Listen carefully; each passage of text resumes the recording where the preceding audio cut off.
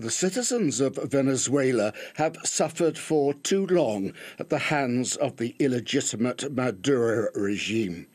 Today, I have officially recognized the President of the Venezuelan National Assembly, Juan Guaidó, as the interim President of Venezuela.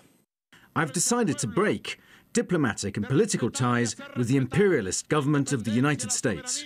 I will sign a diplomatic note giving all diplomatic and consular personnel of the United States in Venezuela 72 hours to leave the country. Are you considering a military option for Venezuela? We're not considering anything, but all options are on the table. Does that mean you're considering those? All options, always. All options are on the table. OK, well, let's get more details now with Don Court. He joins us in the studio. Don, we were hearing from Donald Trump there, but there has been lots of international reaction too. Yeah, absolutely. The Venezuelan situation is really heating up now. Just moments ago, actually, the Venezuelan military threw their support publicly behind the Maduro government and said that they would defend the sovereignty of the country. Now, it was specifically after Juan Guaidó declared himself president on Wednesday that the international community took real notice. Many of the U.S.'s traditional allies immediately jumped on that bandwagon, calling for democracy in Venezuela. Most of the members were from the Washington-based Organization of American States, Brazil, Argentina, and Chile, to name a few. But there were also Europeans as well, of course. Now, French President Emmanuel Macron happened to be one of the most strongest supporters. After the illegal election of Nicolas Maduro in May 2018, Europe supports the restoration of democracy. I salute the courage of the hundreds of thousands of Venezuelans who are marching for their freedom. Now, ironically, just 2 days ago, his own government denounced statements from the Italian Interior Minister, when he expressed the hope that the French people would rise up against Macron. And the French government told Italy in response that they should sweep their own doorstep. But it seems like they didn't really listen to their own advice when it comes to Venezuela. Now, there were also international reactions calling for stability and caution in Venezuela.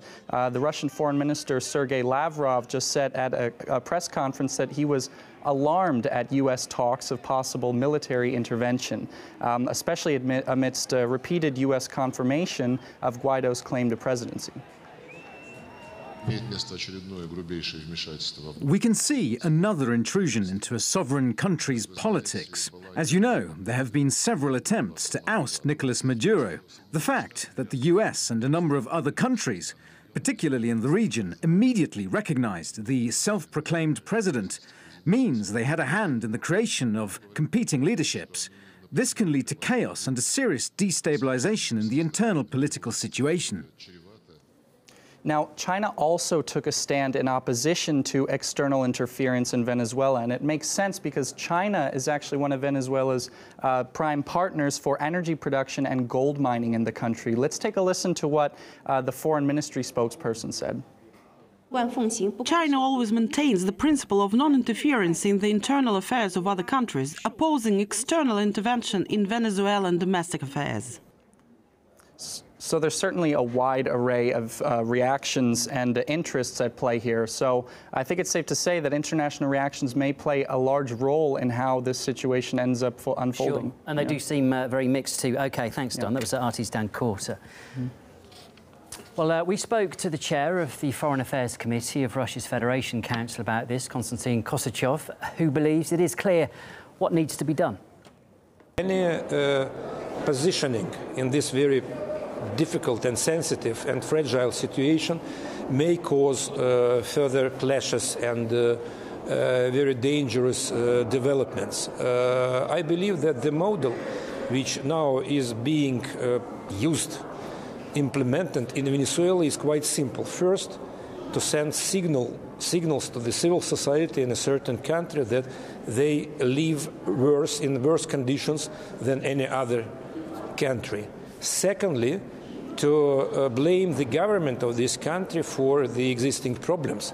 And thirdly, to encourage the civil society of this country to go ahead and to start fighting the ruling authorities instead of seeking political compromises. This is what has been done in many other situations, like in Libya, in Iraq, in Syria, and now it does happen even in Venezuela. Again, the Venezuelan society does experience obvious problems, but the position of the international community in that case should consist only in encouraging a political dialogue between the ruling authorities and the civil society in this country. OK, well, let's get the thoughts now of Andrew Leung. He's an international and independent China specialist. Andrew, good evening. Thanks for coming on. What are your thoughts here? Why do you think we are seeing such a divided world when it comes to opinion about what's happening in Venezuela? Why are some countries asking for, well, clearly wanting some sort of political change and a change of leadership? Other countries are saying, no, no, you know, we need a more peaceful diplomatic solution to what's going on. Well, I think that what is important here is not so much diplomacy, but the internal situation in Venezuela. I mean, let's face it, the whole situation is quite unsustainable, as Venezuela is suffering from a hyperinflation of 80,000% per annum. 80,000, I mean, per annum. This is really unsustainable. And that is underpinned by perceived lack of deficits in governance and also corruption and all sorts of things. But having said that, though, China has been extremely consistent, and also Russia, in upholding the principle of non-interference. In other words, you've got to let the internal political process to take its course. You know, whether or not a new president is to take over, it's got to go through the constitution of the particular country, and no country should be allowed to interfere in other countries' internal matters. Otherwise, it would set a very bad precedent all around the world. So that's what China has been consistent in upholding the principle, and so has Russia. I mean, all along so many years, so many decades. But then coming back to Venezuela, the situation is really unsustainable. There are so many people out in the streets, and inflation is as hyperinflation we have ever seen around the rest of the world, of 80,000% per annum. So something has got to be done internally. Why do you think that Western countries are so keen to see a change of leadership there? Some people do say, look, it is hypocrisy, isn't it? Because you're so concerned about people interfering in your own politics. If you look at Macron and America and the accusations towards Russia, and yet here they are blatantly interfering in Venezuela. Well, naturally, aside from the situation in Venezuela itself, the Maduro has been always been seen by the Trump administration as a thorn on his side, because Maduro is always has been adopting policies at odds with what America wants, and is seen as a kind of renegade in American's backyard. So it's no wonder that the Trump administration jumps onto this turmoil and try to install someone who is seen to be in more sort of favorable to the stance of the United States. But having said that, though, I think that the principle must be upheld, as China is trying to do, and Russia, to make sure the local country is allowed to interfere in other people's matters. But having said that, I think the situation inside Venezuela is really very worrying, because Venezuela is one of the world's largest exporter of oil and energy, and it would upset the world market.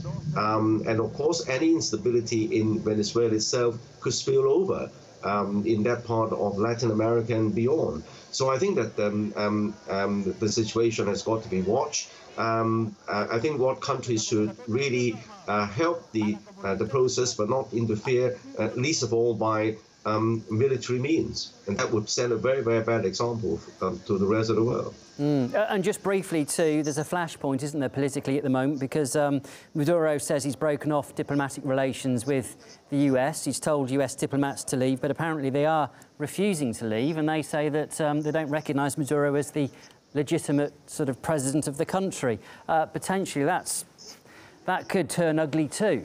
Well, yeah, of course, Maduro is right. I mean, obviously, according to the Constitution, if there's going to be an election, there's got to be for another president, then there's got to be a process to go through. You just can't, you can't dispose an elected president right or wrongly just like that. So he is right. But on the other hand, this action against the United States with the Trump administration's rhetoric against Venezuela, I think it spells trouble in this region.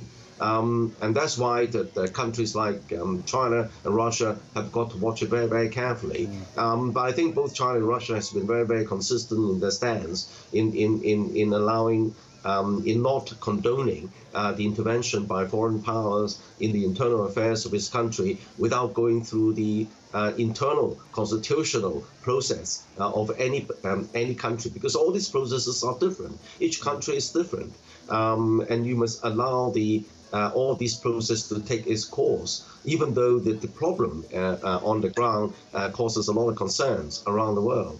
Sure. OK, Andrew, nice to talk to you. That was Andrew Leung, international and independent China specialist. Thank you. Thank you very much. Now, meanwhile, Caracas has been swamped with both anti-government protests and rallies in support of President Maduro. At some of the demonstrations, there have been explosions, gunfire and clashes.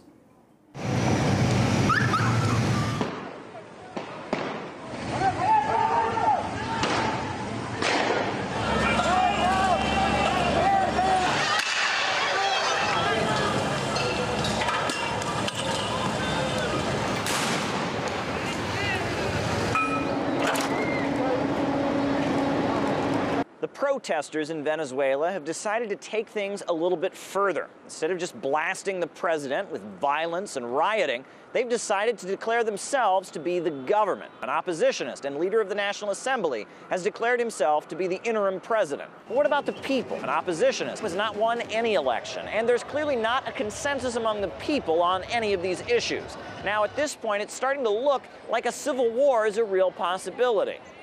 It's been preceded, this coup attempt by the United States, by several years of economic sanctions and by several attempts militarily by small groups of National Guard or Army individuals inside of the Venezuelan government to try to assassinate President Maduro. Maduro was elected twice. There were other opposition parties that were allowed to run. Some chose not to.